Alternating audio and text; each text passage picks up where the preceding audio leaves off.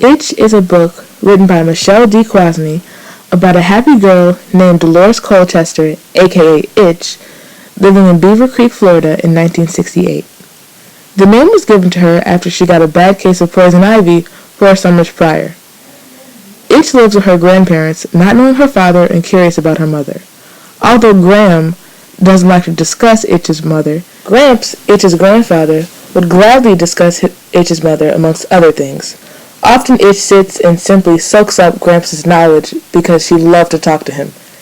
Being extremely close to him, Dolores was obviously devastated the day he never woke up from his nap in his Chevy Bel Air, which ironically was a common place for their talks. Time passed by as Itch was alone with her grandmother, and exactly 4 weeks to the day Gramps died, Graham received a letter. The letter was from Cousin Effie, who had recently heard about Gramps passing away.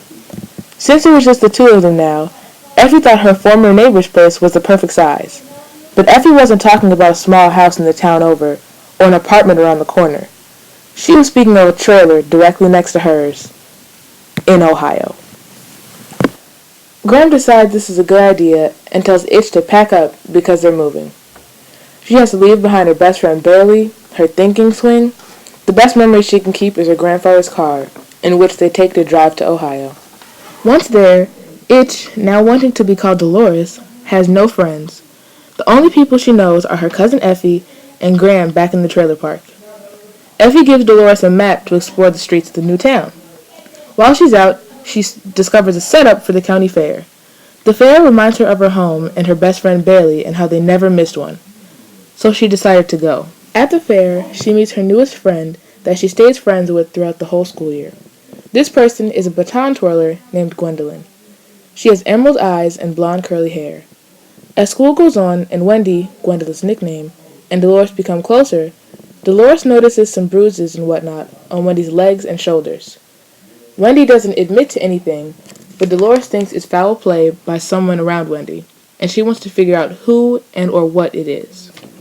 Overall, I enjoyed the book. It was nice. One good thing about it was the dialect. Dolores is from Florida, and obviously that is a southern state. Southern states speak different from northern states, and the book emphasized that once Dolores moved. For example, a girl from Ohio named Anna Marie said to her, "If you're such a smarty pants, why do you say ain't all the time?" To which Dolores replied, "That's just how people talk from where I come from." Also, when you hear her say things such as "the car's got" instead of "the car has," you know she's from a different state. Another thing that was good about the book was that it was well detailed. In the text it said, "Jagged stumps poked out of the mire like pencils snapped in two."